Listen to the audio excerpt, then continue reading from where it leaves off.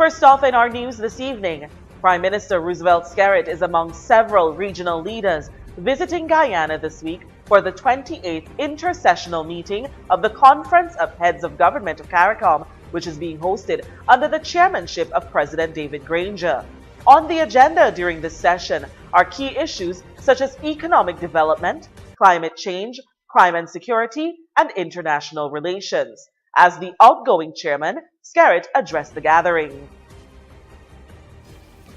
Ladies and gentlemen, the increasing intensity and frequency of these climatic events force us to face the reality of climate change.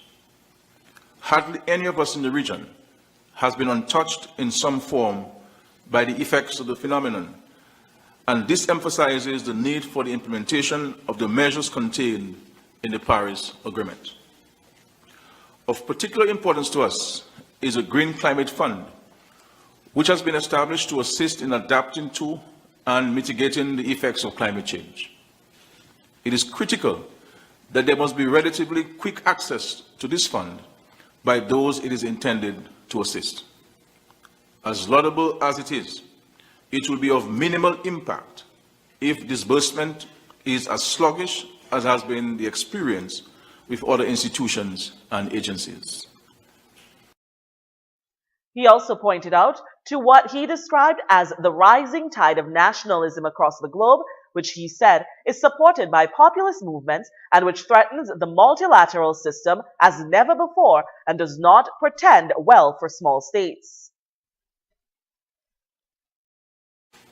Further, the concentrated attacks on our economies, whether through the withdrawal of correspondent banking services, listing our countries as non-cooperative tax jurisdictions, or denigrating our citizenship by investment programs, confirm that we are operating in an increasingly hostile international environment.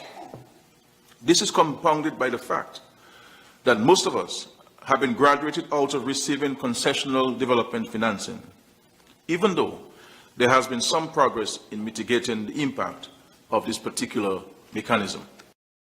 In closing, Skerrit called on the Caribbean community to stay united as it is faced with these challenges.